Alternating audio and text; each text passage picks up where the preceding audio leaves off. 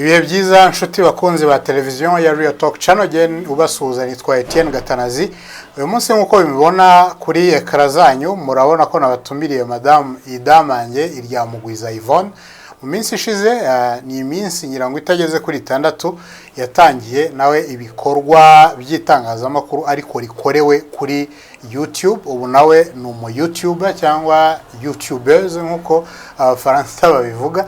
Akaba rero hari umurongo umuntu yavuga ko arebye kora yavuga ko ari wo yafashe usa no kuvuganira abaturage mu bibazo bafite cyangwa kwamagana akarengane uko asanzwe abibona muri societe y'u Rwanda. Reka dutangire rero nsuhuza IDAMANGE. Muraho neza Yvonne? Muraho neza.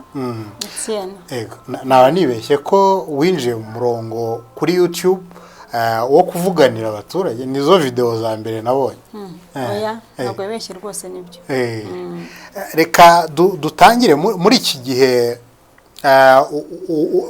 uramutse ugiye ku makuru ayo ari yo yose kabone niyo yaba ari mu Gishinwa agasoza batavuze ngo coronavirus ngira ngo hari icyo gitangazamakuru hari ukundi cyaba cyarafashe umurongo gishobora kuba wenda ari umurongo wundi atari uw'itangazamakuru nk'uko dusanzwe tubizi. Turagira ngo tuvuge utubwire muri make hari ukuntu ubona igihugu cyitwara mu kugira ngo kijere cyangwa gicunge indwara ya coronavirus. Uramutse uri nk'ubisubiramo gatoya mu minota mike wavuga ko ubibona gute bihagaze gute? Icyo nabonye nuko mbona ko igihugu cyacu mu bihe bya coronavirus dufata ingamba zikakaye cyane zigoye nk'abaturage. Urumva nk'igihe hajeho guma mu rugo, mu by'ukuri gufata umuturage ukamubwira ngo nagume mu rugo tutirengagije ko nka 3/4 by'abanyarwanda birya byagiye guhaha byagiye gushakisha. Urumva rero iyo babwiye ngo bagume mu rugo kandi hatari ubushobozi bwo kubafasha bose, iyo mfashanyo itabageraho yewe nibageraho hidahwitse, nago nge kubwanjye mbona ari byiza.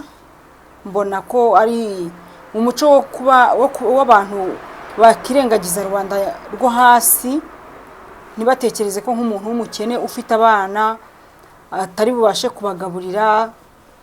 Nge nkibaza niba wafungirana umuntu kugira ngo yirinde corona ariko none akaba yakicwa n'inzara, kubwanjye nkabona atari ko bikwiriye. Kuko ziriya ngamba akenshi na kenshi ubundi zifatwa n'ibihugu by'i Burayi cyangwa za Amerika n'ahandi nkaho bakomeye bamaze kugera ku iterambere ritameze nk'iryacu, kandi iyo bafashe ziriya ngamba baba bafite n'ubundi buryo bamaze gupanga bwo kuzatunga abanyagihugu ku buryo nta muntu waho ushobora kwicwa n'inzara. Ariko nkatwe usanga haba hari ibibazo by'inzara. Yego, ibibazo by'inzara. Ubwo ngira ngo urimo niba ntibeshye urimo gukomoza kuri gahunda ya guma mu rugo. Iyi ndwara icyaduka abantu barayibonye bisa nkaho bitunguranye, byabanje kuba ari nk'umugani ngo hari indwara yagaragaye mu mujyi witwa Wuhan mu Bushinwa. Hateye kabiri mu kwa gatatu tariki 14 niba ntibeshye hagaragara umuhinde wa mbere yirwaye. Abantu bakumva ari ibintu byoroshye, ariko aho bigeze hagiye gushira umwaka umuntu wa mbere muri corona agaragaye.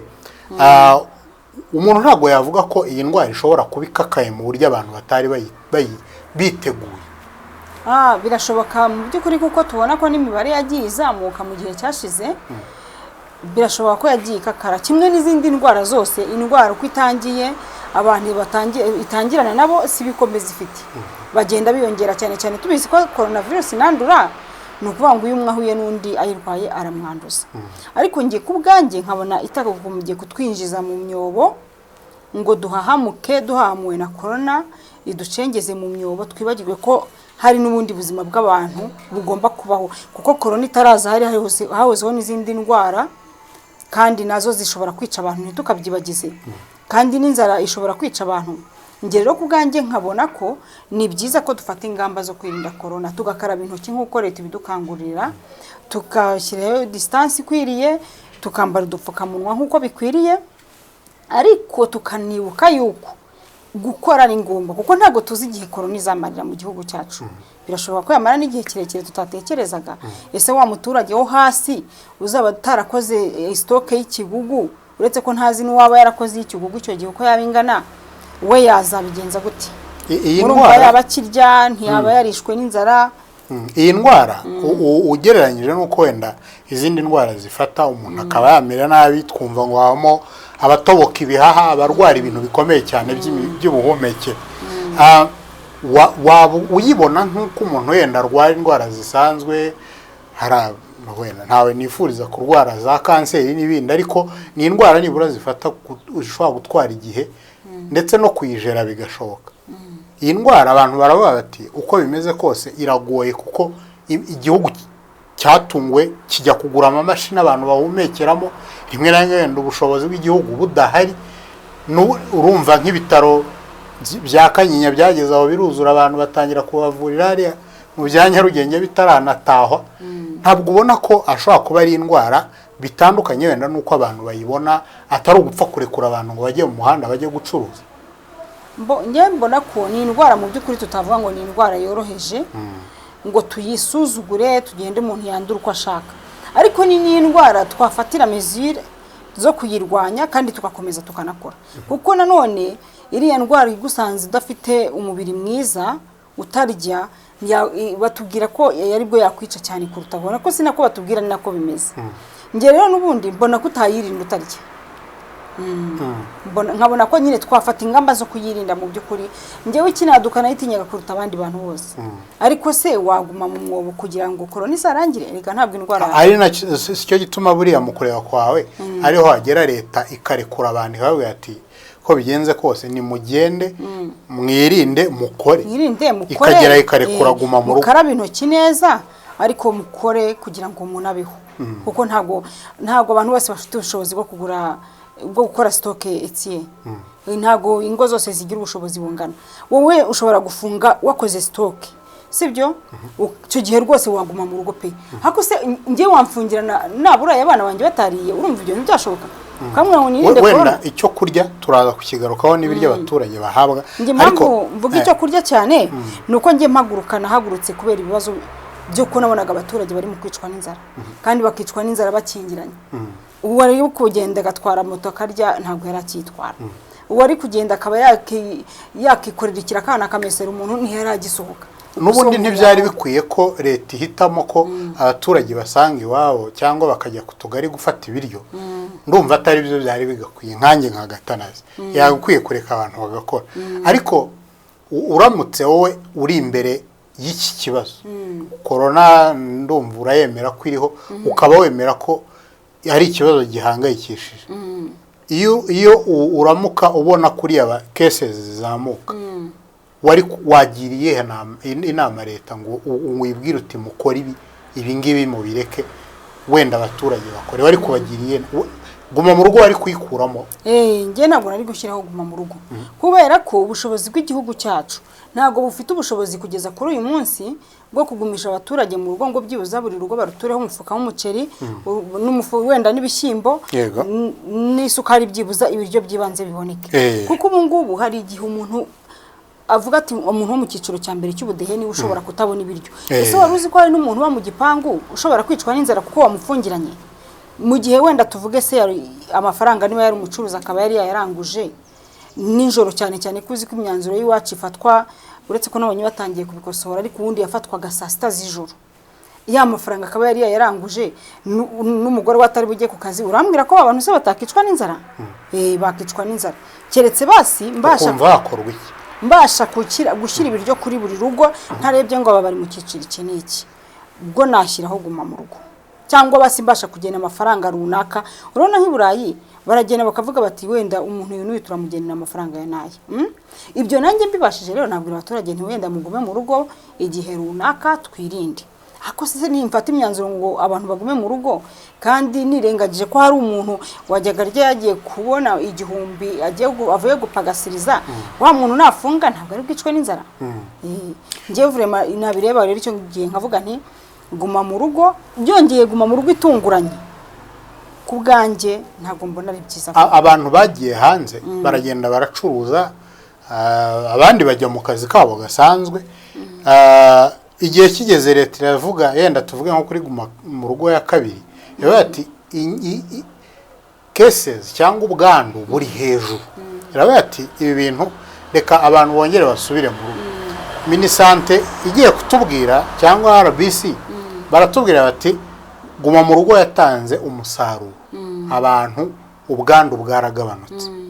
Ntabwo ubona ko guma mu rugo hari ikintu imaze malgré ibibazo bihari byuko abantu basonza? Ndabyemera rwose, kandi ikintu cyose twemerera uko kigira consequence, rimwe na rimwe zikaba positive, ubundi rimwe na rimwe zikaba negative. Nibyo nakubwiye Etienne, ngiye nagumye mu rugo iwanjye mfitemo stock, nagubona ko byatanze umusaruro kuko abarwayi baragabanutse. Ariko naragumye mu rugo nkicwa n'inzara, nta nubwo nabanze ibyo muri mu gukora ibyo ari byo, kuko burya umuntu abaho kubera ko mu gifu hari uko byagenze. Ndabyemerera ko icyo gihe rwose pe byatanga umusaruro, ariko se twazaguma mu rugo ko n'ubundi nitusohoka tukajya hanze tugahura, cyanze bikunze n'ubundi twazongera tukanduzanya. Kereka indwara ifite igihe runaka izamara, wenda ikavuga uti ni periode y'amezi 6, ayo mezi ntarenga twajya ducambwamo nk'ukwezi kumwe tukajya mu rugo, ukundi tukava mu rugo, sibyo? Ibyo twabasha kubimanaginga. Ariko indwara yarizanye ntituzi n'igihe izarangirira. Kubwanjye rero mbona abantu bakora cyane cyane nkurikije ubushobozi bw'igihugu cyacu, tutirengagije rubanda rugufi. Kubwanjye abantu bakora, kuko kugutunga ubu sinabishobora, niyo n'abandi umukiri. Tujye kuri icyo cyo gutungana, icyo nagira ngo tuvugeho byagenda kugira ngo turaza kwisubiraho. Leta hari ibyo yagerageje abaturage ibiryo, abantu bajya ku tugari bajya gukuraho ibiryo no ku midugudu. Iriya move, kiriya gikorwa Leta yakoze ukivugaho iki? Sinzi niba wenda wowe ujye ubasha kwegera abaturage bo hasi cyane mukaganira mu ngeri zitandukanye. Rwose nge no mukanya nari ndimo mvugana n'uwampamagaraga ambwira ati merewe nabi, yumvishije nimero zanjye ati merewe nabi, nta nubwo mfite n'ikintu cyo kuba nanarya, sibyo? Ni ukuvuga ngo mwene abo baturage bo hasi, nge ntabwo nemera ko ibyo kurya byabageragaho bose. Niyo byabageragaho rimwe na rimwe ari ntica ntikize. Ariko tsiye ufite abana 5 n'urugero, nkaguhereza ibiro nka 3 by'akawunga, singuhaye n'imboga, sibyo? Sinkuguriye n'umunyu, kandi wenda sinzi niba nabyo ubasha kubigura. Nkaguhereza n'ibishyimbo ibiro nka 5, kandi bya bishyimbo ngewe navuganye n'ababiriye ibishyimbo ibiro 2 babitekeshaga amakara y'ibihumbi 2, gusa waba wungutse iki? Ariko iyi ndwara Yvonne, turamutse turimo kuvuga nkaho turabizi neza ko hari imiryango yabuze ababo. Umuntu aramutse yumva uvuga ibi ngibi ati uti wenda ubwandu hari ukundi kuntu bari kukontorora, tuvuge uwo muntu wabuzuwe cyangwa abantu babuze inshuti yabo bakundaga, wenda nawe hari abuzi bapfu, ntiyabona hasa nkaho urimo gusuzugura ibikwiye gufatwa nk'ibyemezo? Ntabwo nsuzugura ibyemezo byo kurwanya corona, ntabwo ari uko bimeze. Ahubwo mbasaba ngo ibyo byemezo tubifate suiva y'igihugu dutuyemo, tutirengagije ubuzima bw'abaturage uko busanzwe bumeze bwa buri munsi. Naho nsuzuguye iyo ndwara nabandi igicucu. Ntabwo wasuzugura indwara yaje kandi yicana, ntabwo wayisuzugura. Ariko nge nkasaba uko nasabaga buri gihe, nge nabaga nshaka nifuza ko Leta imenye uburemere bw'abaturage bari hasi, ibibazo bafite. Ejo tutabarinda corona, ukazasanga uhura n'imirambo mu nzira y'abantu bishwe n'inzara, kuko ibyumweru nka bingahe umuntu afungiranye burya inzara yamwica da. Yego. Mu kiganiro cyawe wakoze cya mbere, hari aho wavuze ngo Leta y'u Rwanda ngo yinjije corona muri politike, ubu ngubu ryabaye iturufu rya politike. Aha washakaga kuvuga iki? Sinzi, buri muntu wese nabonye afata ijambo ashaka akaryanariza uko abyumva. Wenda buriya ikinyarwanda gifite n'ukuntu kigora, kigira amashami menshi cyane. Nge nshobora kuvuga ijambo iturufu, wowe ukarifata ukundi, uko nge ntashatse kurivuga. Aricyo gituma ngira ngo akaba aricyo gituma wenda udusobanurire. Ngewe ntabwo nashatse kuvuga yuko u Rwanda rugurisha corona. Ahubwo nashatse kuvuga ko nabivuganye umubabaro mwinshi, vuga ko u Rwanda guverinoma ifata ibyemezo bikakaye byo gufungirana abaturage birengagije ko bashonje. Niyo context nashatse kubivugamo, ariko ntago bivuze ko wowe Theo uko ubyumvishije ariko nge mbyumva. Buri muntu wese afata ibintu kwa byumva. Aha ngaha iyi ndwara abazi by'ubukungu bavuga ko u Rwanda aho rwari ruri mu cyitwa umusaruro mbumbe w'igihugu mu by'ubukungu wamanutse. U Rwanda rwari ruri kuri ku 8.6% bw'umusaruro mbumbe, ubu ngubu bavuga ko bishobora kuba biri no munsi ya 4. Kuba bya biturufu wenda birashoboka, ariko ivo kuba igihugu nabwo ubwacyo cyadeklara kiti twarahombye bikomeye. Hari ibintu byinshi tutagicuruzanya n'amahanga, nibura amahanga duturanye dukorana ubucuruzi cyane ku mipaka ifunze n'imipaka irafunze. Iki kintu ntabwo ubona ko cyaba kiremereye leta, atari ukuvuga gusa ngo nugushaka wenda ko abaturage bataye gukora. Etienne, ntabwo navuze ko leta kitayiremereye.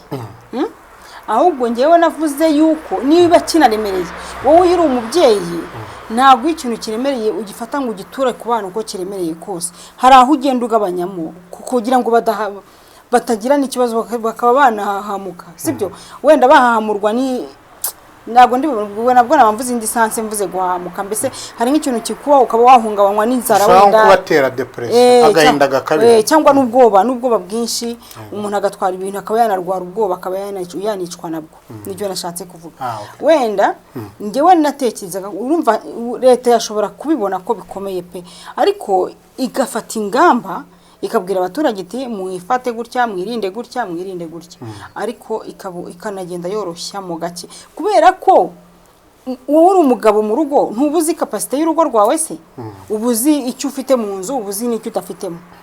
Ntabwo rero uyu munsi numva ko wafata ingamba utabanje kureba ku bana bose niba bari bubashe kubaho. Nuko nge nabivuze nkaho leta yakabaye umubyeyi neza, hanyuma ikabanza ikareba ikavuga iti nibyo koko tugiye gufata ingamba. Ministri runaka azahembwa, umushahara uzaza, we nta kibazo azagira. Ariko umuturage wo hasi wacaga inshuro, bivuge gutyo, wakoraga ubuyede, wakoraga utuzi tuno duciriritse two kuza igenda akabona udufaranga akaza akarya, nidufunga ibyumweru 2 tuzaba tubatungisha iki, bizagenda bite? Basi ugenda woroshyamo gake gake. Hari ibintu baravuga ngo niba ngo udafite arya nk'umurwayi, hari utuntu woroshya kubera ko hari ubushobozi runaka udafite. Naho ubundi nge sinanze ko leta yafata ingamba zaguma mu rugo mu gihe leta ibashije gutunga abaturage. Hari iki kirebana tutarajya kure cyane mu kiganiro, hari umutwe w'inkuru waravuze ati abanyarwanda turambiwe ibyemezo imyanzuro idahwitse idufatirwa. Umuntu hano yibaje ati IDAMANGE yakoze recherche, aragenda avugisha sample y'abantu bangana gutya, nibyo cyangwa wenda hari abo waganirije, cyangwa wenda umuntu akaba yakeka ati nibitekerezo bye gusa uko yimagine? Oya, nta kintu mpfa na leta, nta nubwo nigeze ndwanya leta n'umunsi n'umwe. Nabitangiye mvuga ikiganiro cya mbere, sindi umunyapolitiki cya mbere cyo, simfite ishyaka ngo ndashaka mu majwi y'amashyaka yanjye noneho mbanze nsenye leta yari iriho. Sinje gukuraho leta, nta nubwo nje gupinga leta, sinje no kugumura abaturage. Yego. Ahubwo ngewe nakoze research. Research nayikoze gute? Naganiriye n'abaturage bo hasi. Buriya ntabwo byoroshye kumenya ko umuntu yaburaye cyangwa se ko afite ikibazo runaka utamwegereye ngo muganire. Ubwo rero mbirebye nsanga abaturage bafite ibibazo byinshi cyane bibarenze. Uganira n'abantu ku Kimironko hose hatandukanye. Hatandukanye hose nagiye nganira nabo. Hari n'umugore nigeze gusanga hari ya Kimironko, nsanga barimo bakubita abazunguzaye, ndahagarara ndababaza ni kubera iki mukubita aba bagore, habaye iki? Bati baracuruza mu buryo butemewe, nta gihugu kitagira umuzunguzaye. Wenda niba koko bitanemewe ariko mworoshye, ni wowe niyo waba udafite mama wawe, niba waba udafite mama wawe basi ntugira n'umugore, ngubone ko gukubita umuntu w'umugore ukamwirukankana akibandagaza hasi hari akambara ubusa, ari ikintu gisebetse giteye n'isoni. Ari mu gucuruza kuko nta bushobozi afite bucuruza ibintu byinshi, ariko yaje gushaka kureba ko yabona basi n'utujumba tw'abana. Ni washyiramo inyoroshyo nawe nk'umuntu, urumva? Ngera ibyo mbikubwiye rero kugira ngo ngire ko nakoze research mu bantu batandukanye, nsanga abaturage b'u Rwanda bafite ibibazo byinshi byababoreye mu mitima, ariko kubera ko nyine ntacyo bashobora gukora batari bubashe kubivuga, bakerekana ko bamerewe neza. Uretse ko iby'inzara byo utabasha no kubihisha, ntago byo baba bari bubashe kubihisha, ariko nakoze resherishe, ntago nicaye mu nzu ngo nidumbukize mbikore.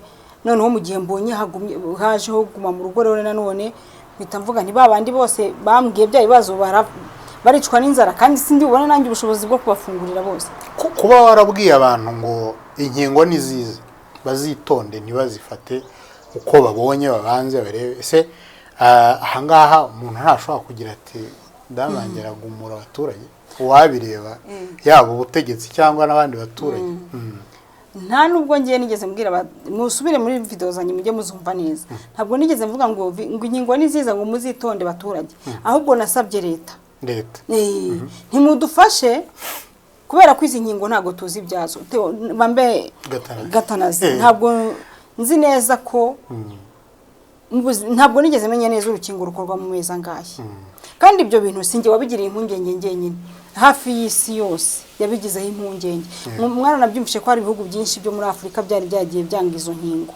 Noneho ngewe nasabye leta, kuko urumva nahuraga n'abaturage nabwo n'umundi bafite ubwo bwoba, nuko uvugishe kumva afite ubwoba ati inkingo atizaje, ati noneho turapfuye, bamwe bati turahinduka ibirobo, abandi biki wenda sinavuga koko ngo abantu barabibirobo. Ariko nge navugaga ntizo nkingo mu by'ukuri ntituzi n'ibyazo, zije zihuta cyane. Mbere hari indwara zabayeho, izo ndwara ntago abazungu bihutiye kuzishakira inkingo, kandi mu by'ukuri abazungu buryo bakura matière première wacu muri Afrika. Naravuze rero none se koko wa mugani izi nkingo tuzizere 100% bazizane duhita tuziteza? Ese ko n'ibindi bihugu biri no kuzanga wagurwa n'ikikozo jujuziranye bitwaye iki kuba ibihugu byakwihutisha urukingo rw'indwara? Bon nyine abaturage badafite confusion, kwihuta nta kibazo. Ariko mu gihe abaturage bari mu gukekeranya baturu urukingo icyo gihe byaba byiza umuntu yitonze.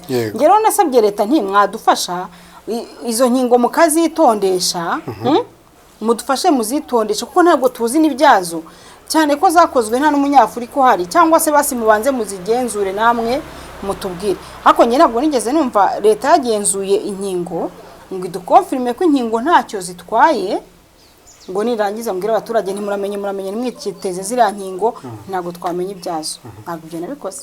Hanyuma wanatabaje ubutegetsi mu rwego rwo hejuru, Presidence ya Repubulika, uvuga ko mu kureba kwa Perezida wa Repubulika atigeze asohoka ngo abwire abaturage ati ibi nibi, ati mwitonde mwirinde ndabahumuriza.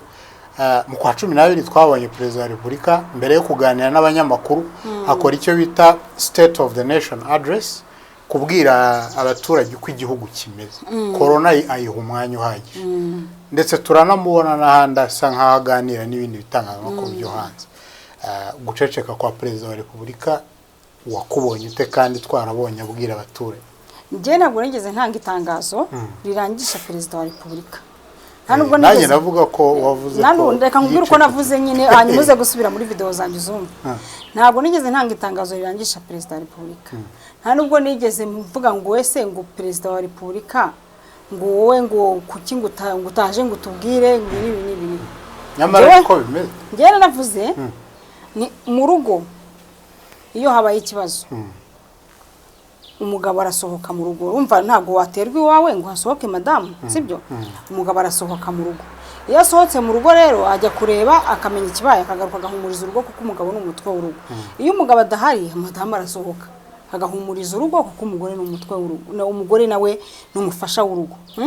Iyo badahari haba hari abandi bantu bashinzwe gukoraho cyangwa kuhaba bakuru, nabo barasohoka bakaba bavuga bati rero ikibazo kiniki muhumure ni ikintu cyari gikomeye inyuma ariko ntago kiri grave. Cyangwa se haba hari abana bakuru nabo bagasohoka bakaza bakabwira uduto bati ni muhumure ntimugire ubwoba. Niba ubyibuka neza nuko nabivuze, ndaje ndavuga nti ngewe ntago nigeze mbona Perezida wa Repubulika biba rwose kwikubitiro ngo mite mbona sohoka atubwira ati ni muhumure indwara yaje, iyi ndwara yitwa gutya na gutya, ariko rwose ni muhumure ntabwo iyi ndwara ari incamugongo, turahari turafata ingamba mbukwa nuko nge nabivuze ariko ntago mbuza umuntu kubyanariza uko wabishaka nge mbivuga uko mbyumva nawo n'undi nawe akabyanariza uko abishaka ntabwo nigeze mbona madamu Jeannette Kagame asohoka ngo abwira abantu ati izi ngamba rwose tubigenze gutya mwihangane udupfukamunwa turagora ariko mutwihanganire sibyo burya n'umwana mu rugo rega bashaka kumuhumuriza nk'umubyeyi ukamwinginga burya ngewe ijambo navuga ntago abaturage ryabanyura cyane nk'ibyo Jeannette Kagame yavuga kuko we ni first lady nukuvuga ngo avuze ati gufata mikoro gusa kereka abaturage ko yabakunze cyane abakunda ariko iyi ndwara icyaduka twabonye umuryango wa president akababwira ati nabo president Kagame na madamu we bereka abantu ukuntu bakaraba intoki ukuntu bagomba kwirinda n'izindi intervention wenda president Kagame ubwo yagiye abivuga ntabwo nagiye kureba cyane mu gihe cyo gukaraba intoki ngiye nibanze cyane mu gihe cyaguma mu rugo ya mbere nicyo nashatse kuvuga ariko nakubwiye ngo buri muntu wese atwara ibintu uko abyumva ngewe mfite uko mbivuga umuntu akaba yabitwara uko abyumva ariko ngewe mfite uko mbivuze mu buryo buri simple gusa ubifashe n'ijambo rimwe niyo umuntu yakubwira ngo ririya buye ukaryanariza ntago wabura kutarikuramo icyo ushaka ngewe rero nkavuga nti wenda abo bantu wenda tuvuge niba abantu bari bashonje bikagaragara ko harimo abo bigeraho nabo bitagera ibyo byose n'abaturage baranabivugaga sinange ngenyine wabyumvishije mu Rwanda nawe ukora ku itangazamakuru ngira ngo aho wagenda ukagibaza abaturage babikubwira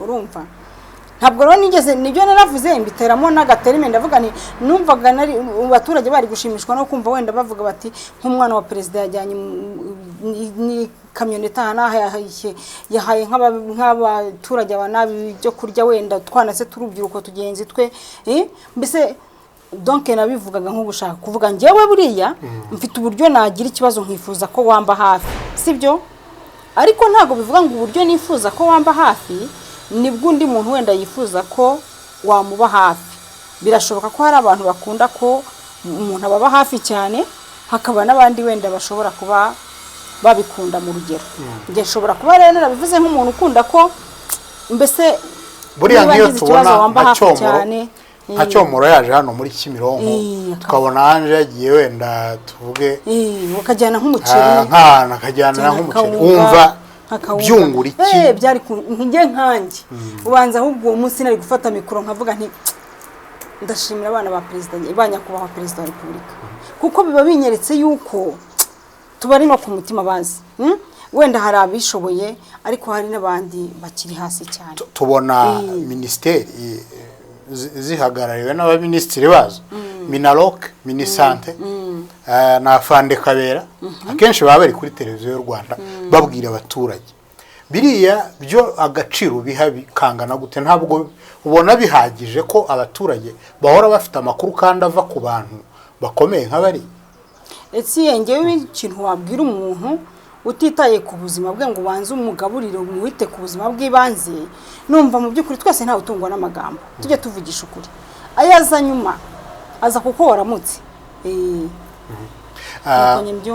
reka tuve n'ubundi biracyafite aho bihuriye na corona numvise utabaza General Kabarebe n'abandi basirikare ariko General Kabarebe wamutinzeho byimbitse kuko ari umujyanama wa perezida wa Repubulika niwe umbwiye uti gira icyo ukora hariya gira icyo ukora wavugaga ngo akore narabikoze narabivuze kubera ko impamvu natinze kuri General Kabarebe banze nyigusobanurire wenda sinzi niba hari abandi bayibajijeho nuko General Kabarebe niwe musirikare nzi cyane donc yaravuzwe cyane mu gihe cy'ibohozwa ry'igihugu urumva rero kuvuga gutyo nuko nundi wese yatinda no ku wundi yumva azi niyo mpamvu nahise mvuga nti mureyajise nibo byibuka ntabwo nigeze mbabwira ngo nibaze bakubita nabwiye ingabo z'igihugu mwarwaniye igihugu mwakibohoje mufite uko mushaka ko kimera mwari mufite uko mwifuza ko abaturage bamera banezerwa ntimureyajise basi mureyajise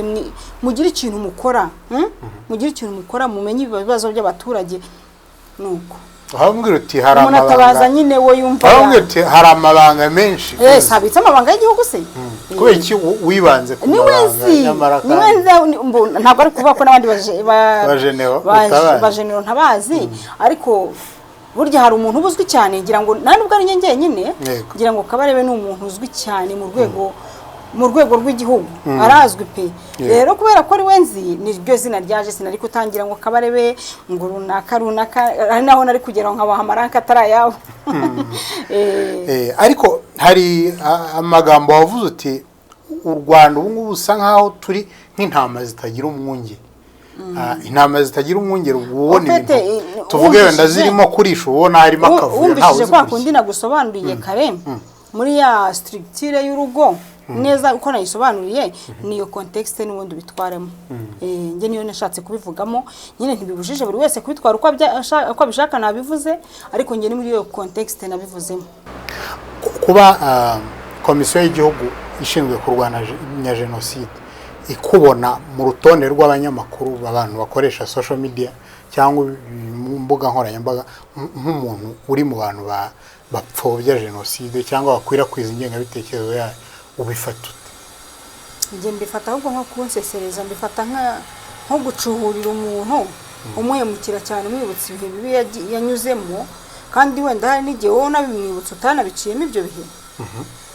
kuko ngewe ntangira na video yanjye rwose natangiye mvuga ko nacitse ku icumu rya jenoside ntangira mvuga ko nshimira abantu bampishe mu gihe cya jenoside ubwo se navuga ko nacitse ku icumu rya jenoside ntemera jenoside nkashimira abantu bampishe mu gihe cya jenoside bakaba barampishe iki se kandi nta jenoside yari kubaye kuba bavuga bati hariho n'abantu barokotse jenoside ibyo si igitangaza bashobora gupfobya jenoside ubifata ute ahubwo nge mbona icyo kintu bagishakira indi nyito kuko kuvuga ngo umuntu yarokotse jenoside apfobya jenoside si ubwo uwo muntu aba yirwanya ahubwo nge mbona wenda bazagishakira indi nyito kuko icyo kintu ahubwo cyaba iyo mvugo y'ubwayo yabipfobya jenoside kuko kuvuga ngo umuntu yarokotse jenoside kandi arayipfobya ntabwo byumvikana kwibona kuri ya rutonde wowe ntabwo byaguteye niyumvise na Dr. Bizimana Jean Damascene wa CNLG abivuga ku ijwi rya Amerika kuri radio Rwanda ntabwo byaguteye ntabwo babyanteye kuko ngewe nsanzwe nzi neza ko hano mu gihugu cyacu iyo hagurutse ukavugisha ikintu kuri buri muntu wese ashaka akajambo kamwe ayumva ashaka akagerageza kugusiga icyaha rero ubwo ngubwo kuko nari nzi ko nta kibazo kindi nagiranye na leta nta kibazo kindi nagize wenda ku buryo bari kubona aho bahera ngo bansige icyo cyasha imbere y'abantu bagombaga gushaka akantu bifashisha rero bakansiga ubwo icyo cyaha wenda cyo gupfobya jenoside kuko wenda iyo mba mukuru bari kuvuga ko nishe n'abantu simbizi ariko nyine nari mutoya rero ntabwo byantangaje rwose kuko nari mbizi ko niba mpagurutse ngiye kuvuga ukuri mu Rwanda bitazoroha ko batazabura ibyaha bampimbira dusoza ikiganiro bamwe mu bagukurikiye bavuze ngo bakurikiye ikiganiro cyane ngo bumvamo gupfobya jenoside ngo ibintu birebana n'inzibutso bavuze ngo aho imibiri y'abanyungwe icururizwa biriya bintu ubifata ute kuba barescape bumva nubwo nawe uri umurescape ariko bumva warabakomerekeje mugana Etienne nkubwire nibyo nakubwiye ngo buri muntu wese ntagashobora kumva ikintu kimwe n'undi umuntu umwe ashobora kuvuga ijambo undi akarisobanura uko ritari ntabwo ngewe nzi ko mu rwibutso ari mu isoko bacururiza ntabwo uburyo bashatse uretse ko atari na bose gucuruza ntabwo ari bose babyumvishije gutyo buri wese afite uko abyumva nge nakubwiye ngo amagambo ameze nk'aharushya uyu mwanya ushatse na kariya kabuye umuntu avuze ngo akabuye ushatse bagakuramo amagambo menshi cyane ntabwo rero kufatira ku kantu kamwe yumvishije muri video agahita avuga ngo navuze gutya ngo ubwo ngo mfobya jenoside icyo ni cyaha ntemera ntashobora no kwemera na gato kandi nta n'umuntu muzima utekereza ufite ubwenge wumva ko napfobya jenoside ari amafaranga atangwa ku nzibutso hariya binjirira abantu bavuze bati ariya ni amafaranga uretse ko ni nako bigizwe cyane ko ari amafaranga afasha inzibutso kugira ngo inzego zibishinzwe zibashe kuzibungabunga ntizisaze ntihajyemo za humidite ku buryo imibiri y'abantu yakwangirika siko ubibona cyangwa wenda hari ikindi wavuga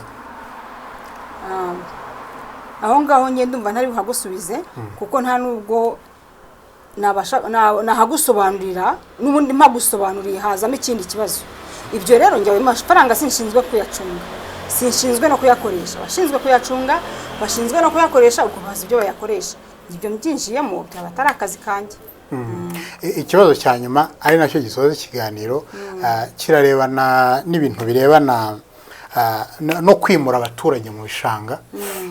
Ibi bikunze kubyara impaka zikomeye, abantu bakavuga bati turi hano baraje batwimura nabi, noneho nawe ukaba warabivuzeho ikintu. Ese mu kureba kwawe ubona abaturage ko bakurwa hariya hantu, ngira ngo wumvise naho imvura yaguye abantu bagapfa, warabyumvise, ubivugaho iki kuriya wabivuze? Byaba bidashobora kubangamira gahunda ya leta yo kwimura abantu mu manegeka?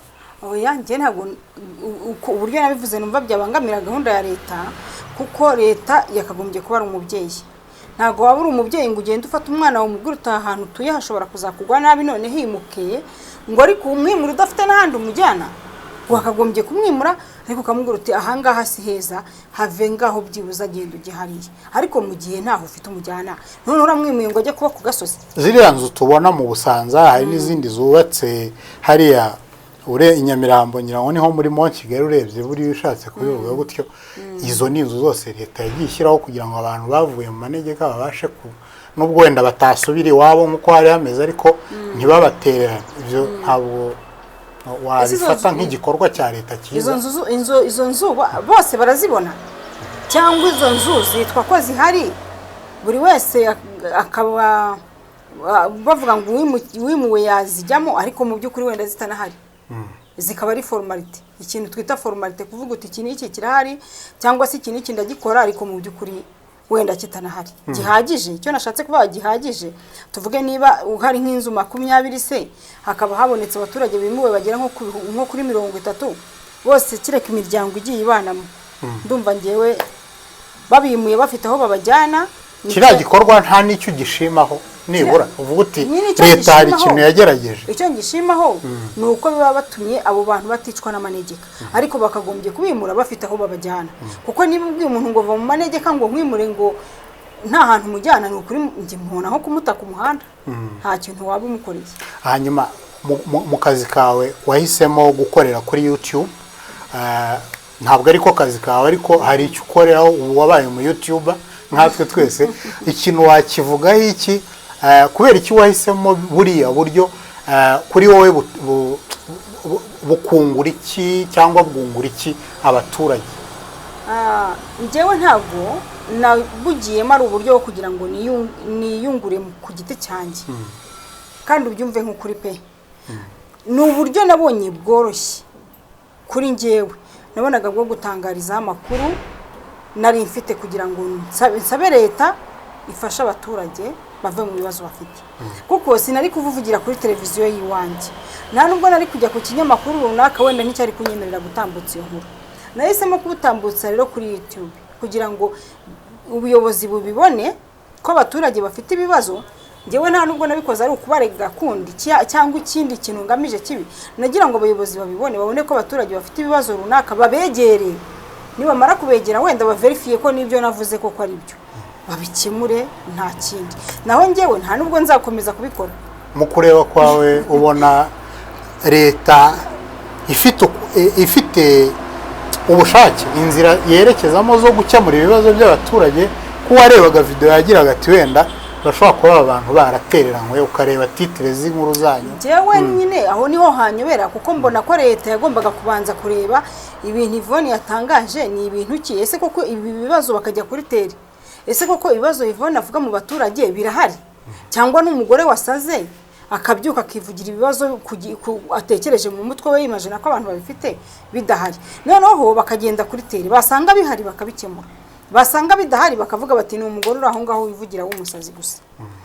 Ariko noneho ikibazo aho kugira ngo bajye kureba ko ibibazo navuze bihari ngo babikemure, baranshakira ibyaha kandi abaturage bo ibibazo bikibarimo. Ntabwo rero icyo gihe ngemba numva ko kijije ikibazo, ntabwo mba numva ko kijije ikibazo, kuko aho kwica gitera wishe kimutera. Ikiza kiriho nuko leta yakumva abantu ikagenda igakemura ibyo bibazo. Nge nta nubwo ndi umukozi wa leta, ntabwo babimpembera, yari gutuma bihemba. Bakagenda bakareba ko ibyo bibazo bihari, basanga bihari bakabikemura, basanga bidahari bakanyihorera, bakambwira ati buryo waranasaze ntushaka guceceka. Kuko ngewe uyu munota wa none ibibazo byose navuze leta ibidukemuriye nta nubwo nasubira kuri YouTube ko nakora se mu itangazamakuru ngiye ko atari umwuga wanjye. Warabanje uvuga ko hari umuntu waguhamagaje nimero ya 0730 urongera bati hano hari imodoka nakunze kujya mpabona igaparika ubundi kagenda. Ibintu ntabwo byaraguteye ikibazo cy'umutekano wawe? Ntabwo navuga ko byanteye ikibazo cy'umutekano cyane, kuko uwo muntu yabwa mbere yarampamagaye ambwira izina, ambwira ko azaza kundeba ngo ejo saa 2. Mbese uhari avuga ko ari umupolisi? Ambwiye ko ndamubaza nisurinda ati ndi umupolisi w'u Rwanda. Nise witwa ndati nitwa Arno. Nta kibazo. Ati ndashaka kuza mu rugo, nta kibazo ntuzaze. Umunsi yambwiriyeho saa 2 ndamutegereza sinamubona. Ahubwo saa 4 zigeze kuri uwo munsi arampamagara. None wampamagaye nturinde ati ndashaka ko uza mu rugo, ati nyobora. Nise urinde kunyoboza kandi nakuze. Ati nyine ati ndashaka kuhagera, ati so huguriye nise urinde kumbaza huri kandi ntanakuze. Ati yaje sa nk'umuntu tuziranye, hakwa ko ni umuntu abari nk'umucuti wawe. Ati ariko sheri ubuza rigiza ryari kutamenya kuko nurinde. Ati ntago ndi mugisha, ntago nzi. Mugisha wuhe? Ati mugisha nyine mugisha, ariko ni gute utamenye? Nimbwira nyine ba mugisha ni benshi. Ahita rira ku telefone. Ariko ngewe namubazaga cyane kuko nari namaze kubona ko ari ya nimero yampamagaye ejo. Nibaza umupolisi weshya nimero n'amazina, numva ntago bihuye. Nyuma rero nibwo haciye nk'iminsi nk'itatu cyangwa 2 gutyo, ntangira kujya mbona imodoka ihagaze imbere y'igipangu, mbona umuntu atambuka igafotora, ariko yaje kwijyana na mugisha we yarijyanye. Imodoka yaciye nk'iminsi nk'ingahe? Nk'itatu. Iraza igaparika hano hafi igafotora. Ntimubabaze muti muri bande? Mubarize iki se ko naninzi ko ntacyo bantwara? Cyangwa ngo ubwire inzego zibishinzwe uti hano ibintu bimeze bityo? Wabaza umuntu mu muhanda ngurinde? Umuhanda ntago ari uwanjye, ni uwacu twese. Ariko fotora iwawe? Se wabwira umuntu ngura fotoye akugize umusazi ati si fotoye ko telefone ariye, ko atazanye kamera nk'izi zawe ngo aze installe telefone ko ariye, akugize umusazi ati umbonye mfotora. Akubwiye se ati nari mbonye ikintu kiza mu muhanda nafotoraga. Ntago muri make urumva utekanye utagira preve. Uko biri kose urumva utekanye? Mbo kugeza kuri uyu munota nta kibazo mfite. Arakoze cyane Idamange irya Mugwiza Yvonne, akaba yatwemereye ikiganiro nka Real Talk. Turamushimira cyane umwanya utari mutoya yaduhaye kandi akadusobanurira ibibazo byose bimuvugwaho hirya no hino ndetse nibirebana n'inkuru agiye amaze iminsi akora kuri YouTube. Wakoze cyane Idamange. Nakoze cyane CN. Reka tubashimire rero namwe mwakurikiriye iki kiganiro, ibiganiro nk'ibi kuri Real Talk. Maze kubimenyera birakomeza biza, muduhe ibitekerezo byanyu, mutubaze ibyo mwumva twabakorera nk'ibiganiro, natwe turahari, nicyo cyatumye dufungura iyi shene ni yanyu. Mwakoze cyane.